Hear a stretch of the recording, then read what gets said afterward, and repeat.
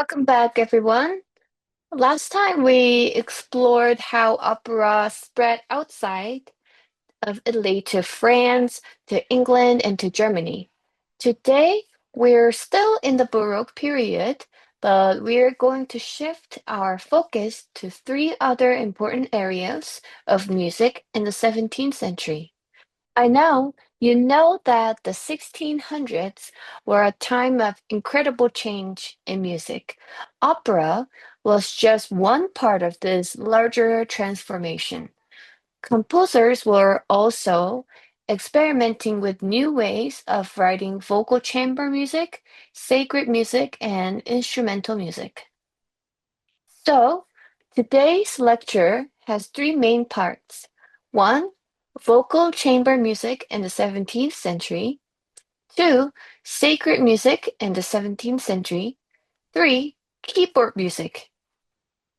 By the end of this class, you will see how music became more dramatic, expressive, and virtuosic, not only on the opera stage, but in all these other genres too. In the 17th century, music was closely tied to its location. Composers wrote different kinds of music for the theater, the church, and the chamber. So the place really shaped the style of the music. But these areas weren't completely separate. They often influenced each other. For example, the dramatic style that first appeared in opera theaters soon spread into church music and chamber music as well. Opera in the theater was still a special event for the wealthy, but dramatic music in churches and private homes became a much more everyday experience for many people. Let's begin with vocal chamber music, or music written for small groups of voices and instruments. One of the first developments was the concerto madrigal. In the Renaissance, madrigals were written just for voices, usually a cappella without accompaniment. But in the Baroque era, composers began to add instruments to the vocal lines. This combination of voices and instruments is what we call concerto style. The goal was contrast. Composers loved to set the voices against the instruments, creating dramatic shifts in texture and sound. This was one way the Baroque style broke away from Renaissance tradition. Another important feature of 17th century vocal chamber music was the ostinato bass. Ostinato means a repeated pattern. The bass line repeats over and over, while the melody above changes.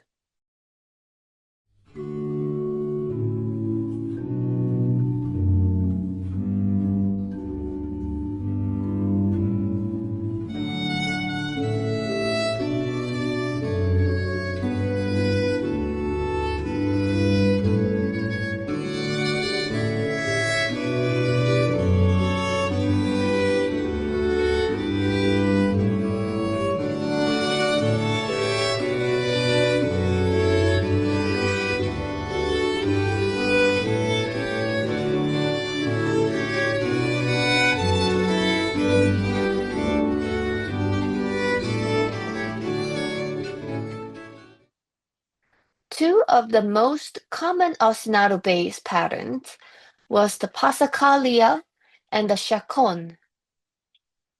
What makes these special? They usually have a descending stepwise pattern. Often, the first and last note of the bass line are fourth apart.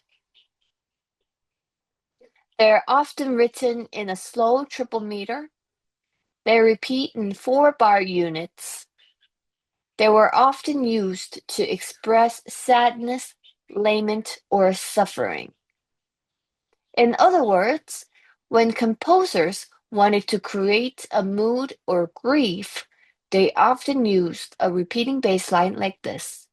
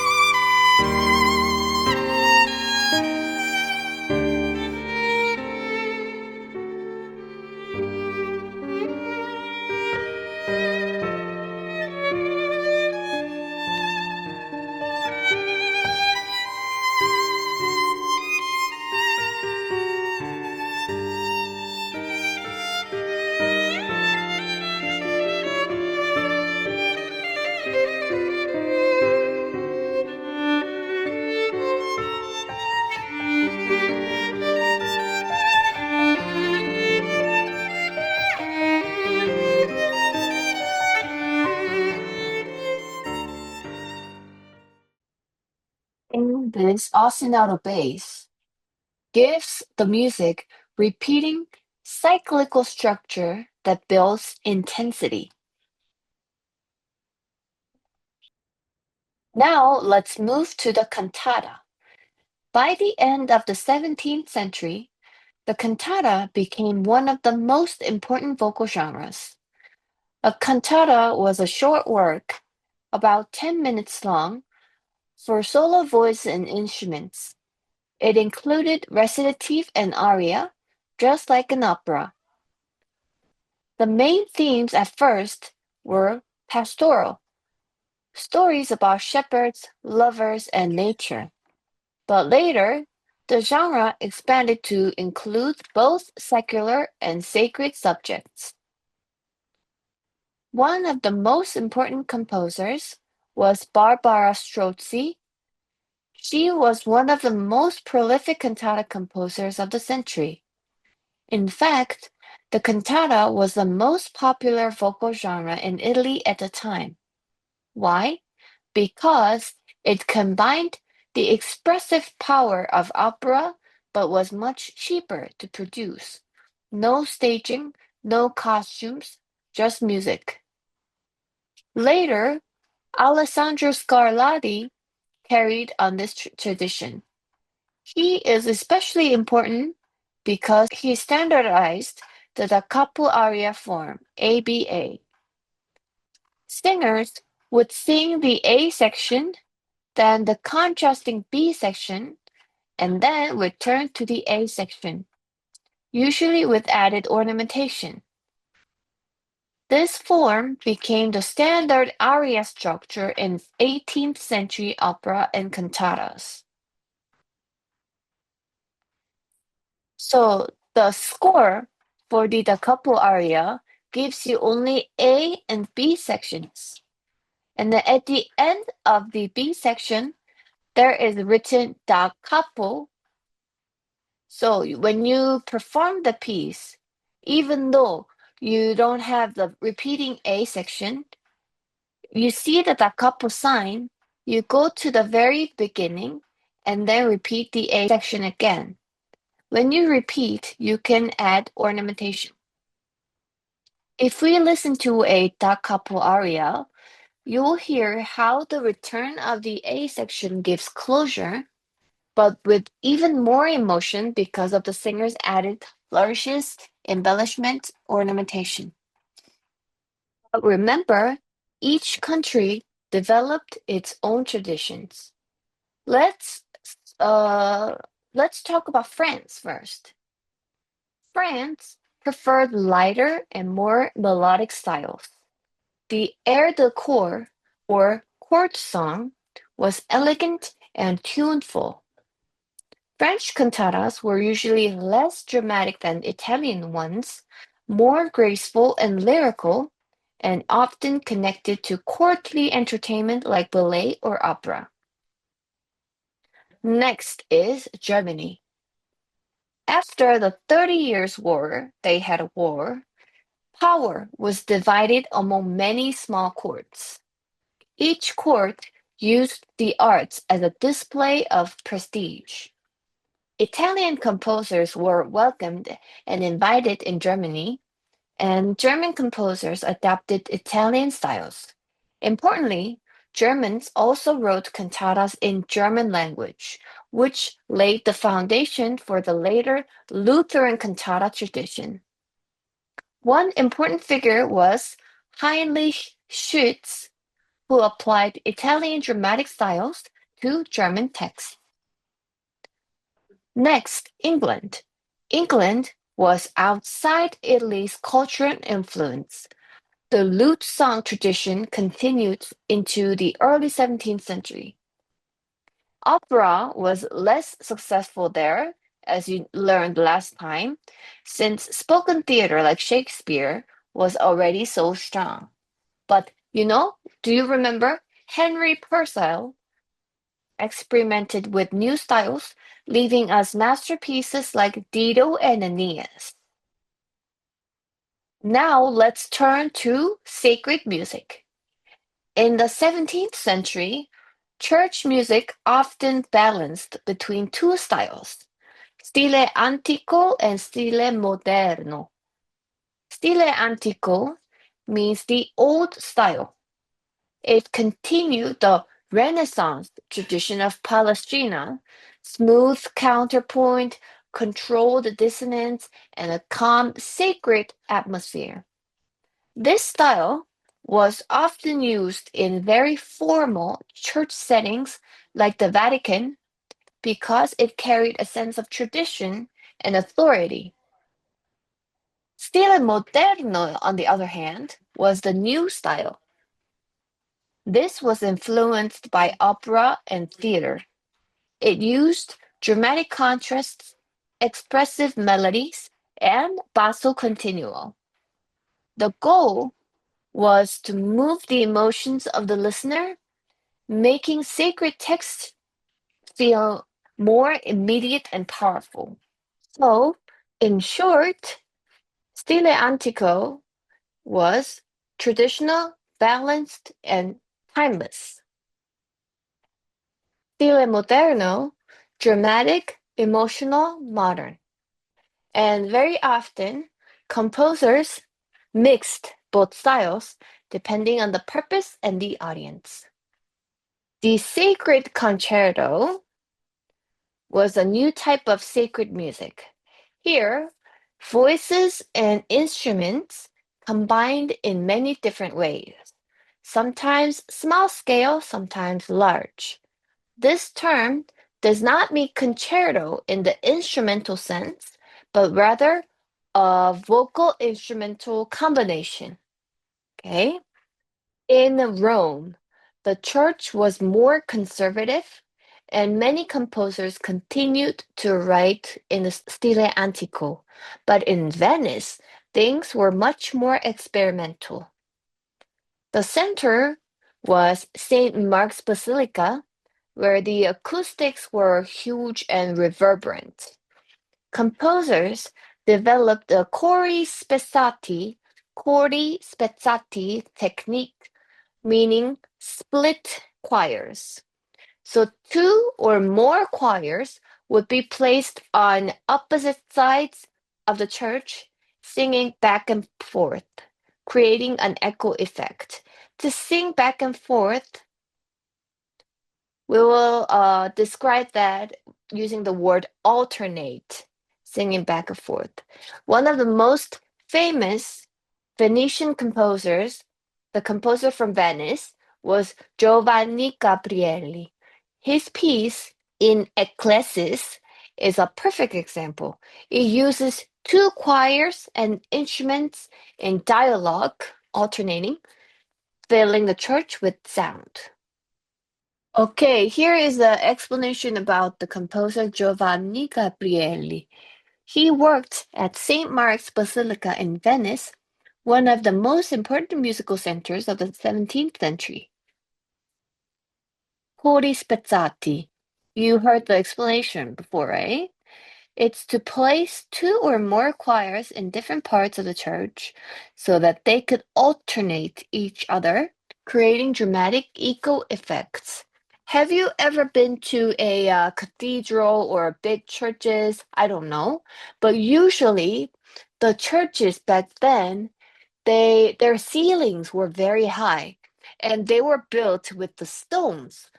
And then the acoustics, there were a lot of echoes. They resonate sounds because the ceiling was really high. So the acoustic was perfect for the choirs. So if you put two choirs on the opposite side of the church, and then the first choir sings, you will hear the echo.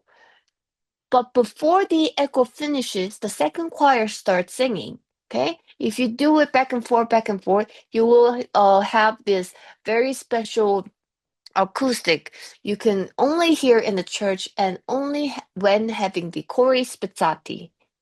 Do you understand?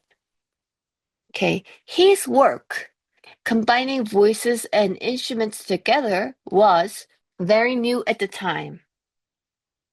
And this approach shows the spirit of stile moderno, drama, contrast, and emotional impact.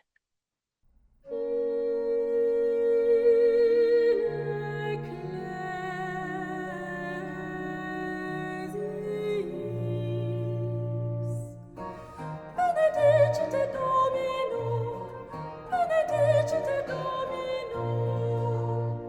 Alleluia,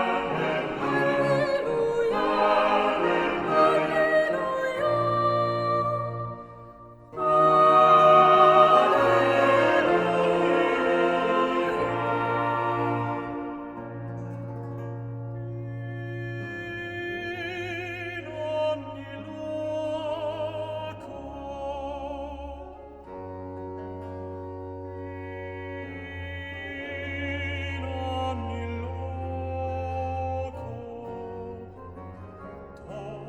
dominationis, dominationis, benedic, benedic.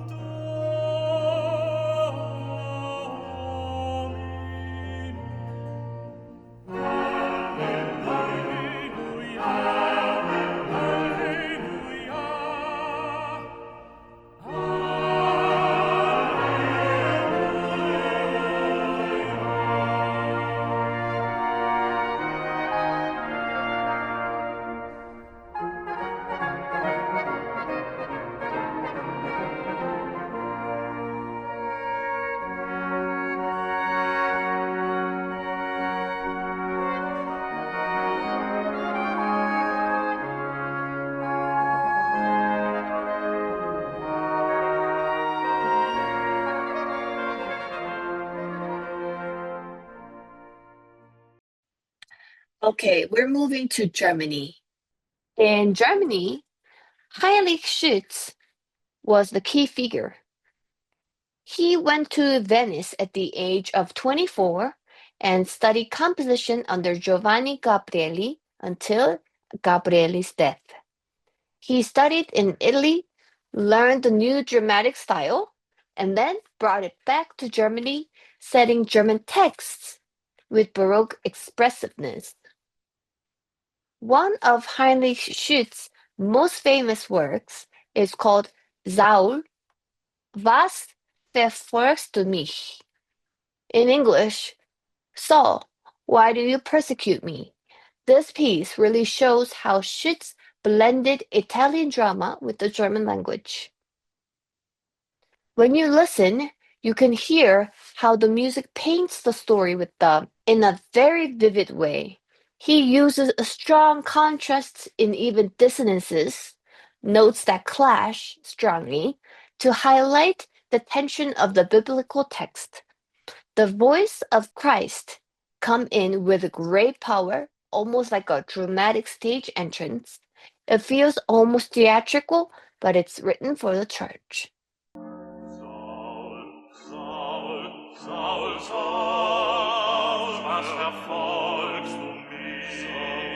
Saul, Saul, Saul, was verfolgst du mich? Saul, Saul, Saul, was verfolgst du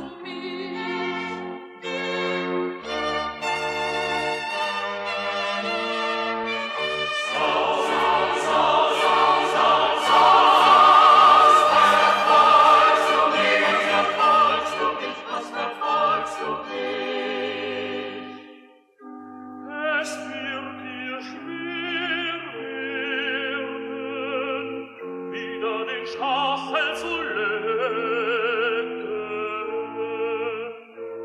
Es wird dir schwer werden, wieder den Stachel zu lecken.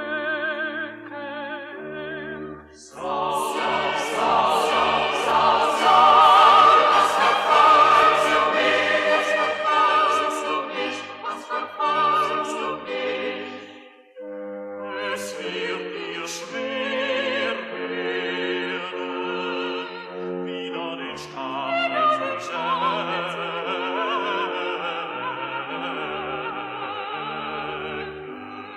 Es wird dir schwer. Es wird dir schwer. Es wird dir schwer.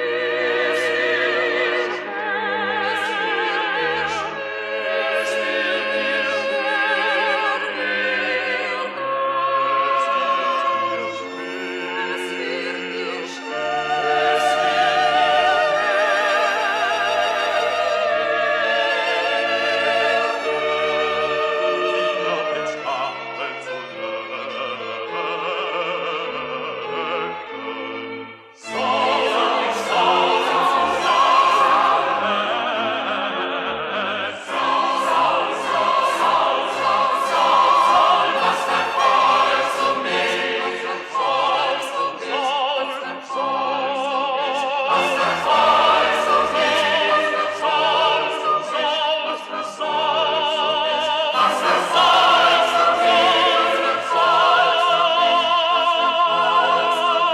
Was verfolgst du mich? Saul, Saul. Was verfolgst du mich?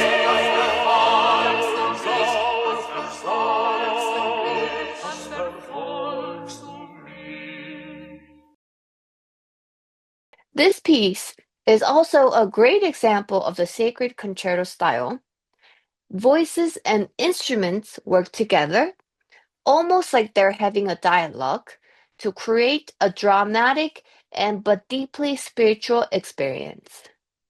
So, both Italy and Germany, sacred music was transformed by the same expressive forces that shaped opera and cantata. Finally, let's look at keyboard music. The Baroque period was the first time instrumental music became just as important as vocal music. Why? because of two things. First, innovations in instrument making. Two, growth of amateur musicians who wanted the music to play at home. In the Baroque era, for the very first time, instrumental music achieved the same level of importance as vocal music. This was made possible by innovations of instrument building, which led to rapid, fast progress in playing techniques.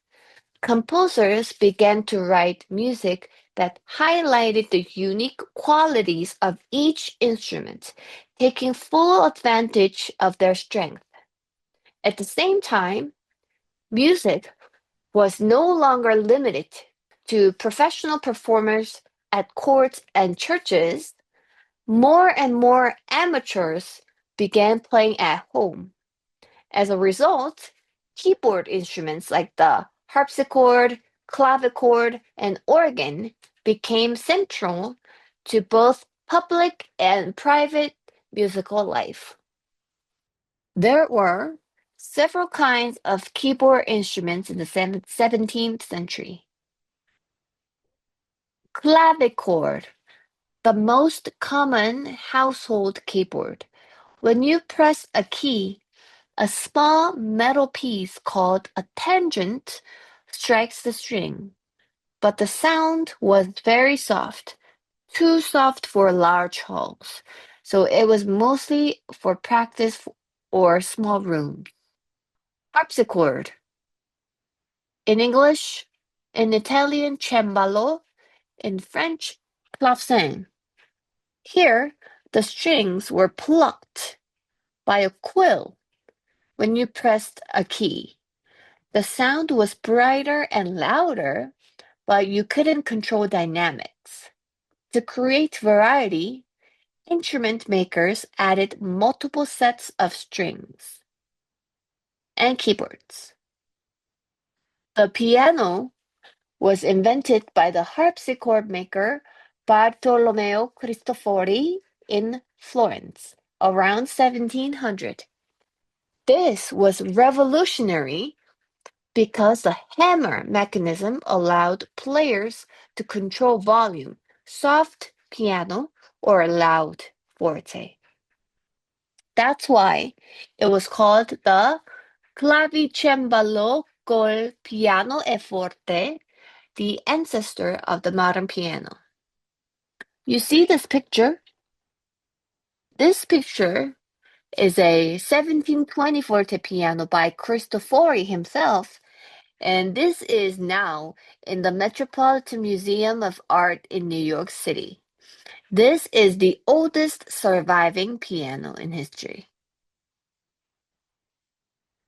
Now we have organ. This is very unique instrument among keyboards because it uses pipes, not strings. So you can say it's a wind instrument with keyboards. So large church organs often had 2 or 3 manuals. The manuals means the keyboard set, plus pedals.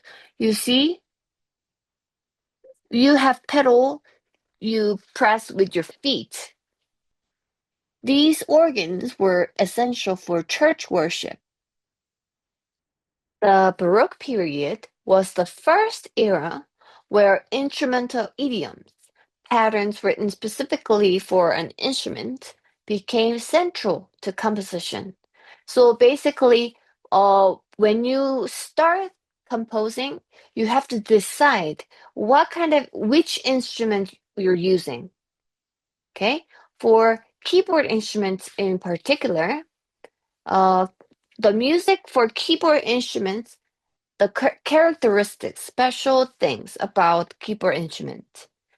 Virtuosic figuration, like fast runs, scales, broken chords, that are only possible with the keyboard instruments.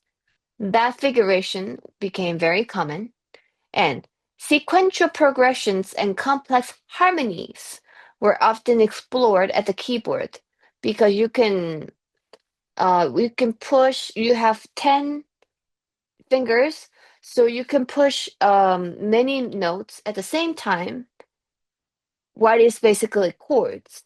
So at the keyboard, you explore complex harmonies. And composer wrote idiomatic keyboard styles, using what the instrument could do best, what is possible with only the keyboard. Yes, this is unlike Renaissance keyboard music, which often just imitated vocal polyphony. Yeah, at that time, popular genres included toccata, fantasia, prelude, and suites, and so on. And toccata is from the Italian word to touch. So toccatas were free improv works, basically based on improvisation, full of flashy runs.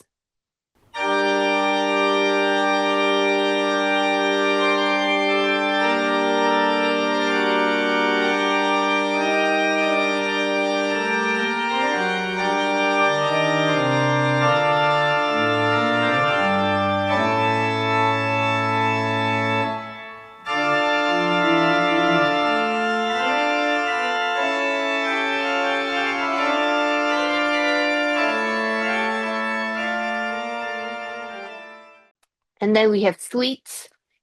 In France, composers like Couperin specialized in elegant keyboard suites. In 17th century Germany, the most important keyboard instrument was the organ. German Baroque organ music can generally be divided into two main categories. First, chorale-based works. Rooted in the Lutheran tradition, uses a chorale melody as a main theme, which is developed, ornamented, and varied throughout the piece. 2. Free-form works.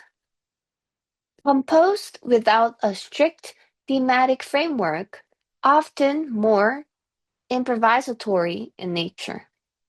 Includes forms such as toccatas, preludes, and fantasias. If you listen to each music, you will understand. In short, German organ music combined chorale-based and free-form compositions, serving both liturgical purposes, like in church, and showcasing virtuosity. Composers often wrote preludium or preludes for organ, free, expressive pieces that showed off the organ's power.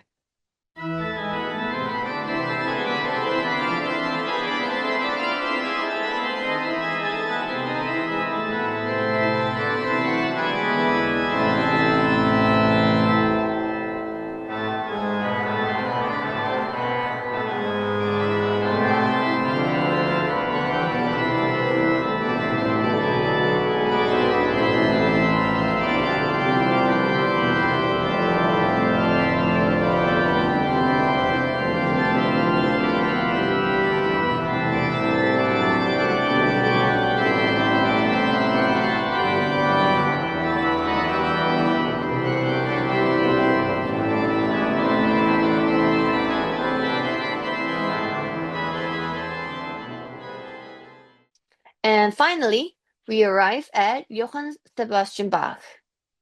You're familiar with the name? Yes.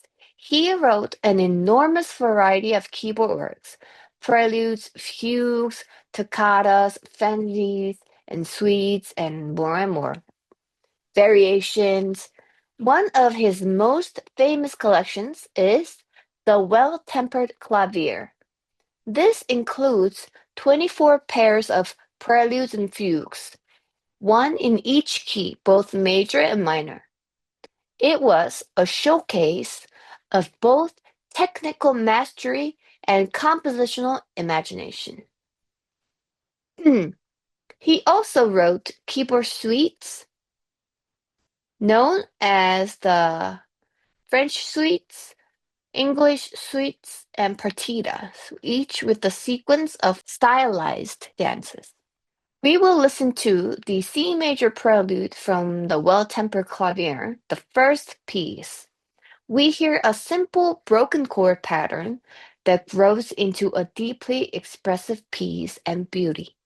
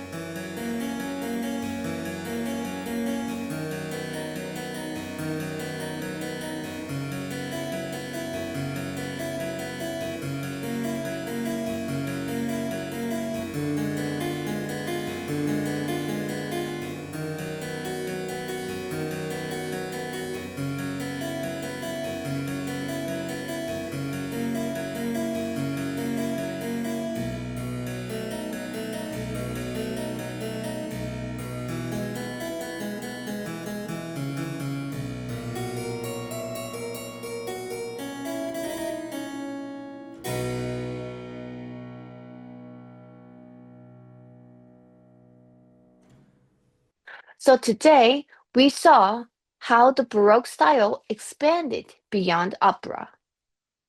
In vocal chamber music, composers developed the concerto madrigal, experimented with ostinato bass forms like the Passacaglia and chaconne, and created cantata perfected by Strozzi and Scarlatti. In sacred music, Italy gave us grand polychoral works like Gabrieli, while Germany gave us Schütz, who brought Italian expressiveness into the German language. In keyboard music, new instruments like the harpsichord and pianoforte inspired virtuoso works with Buxtehude and Bach leading the way. Together, these three areas, chamber music, sacred music, and keyboard music, shows us how the 17th century laid the foundation for everything that would come in the 18th century. Okay, this is it for today.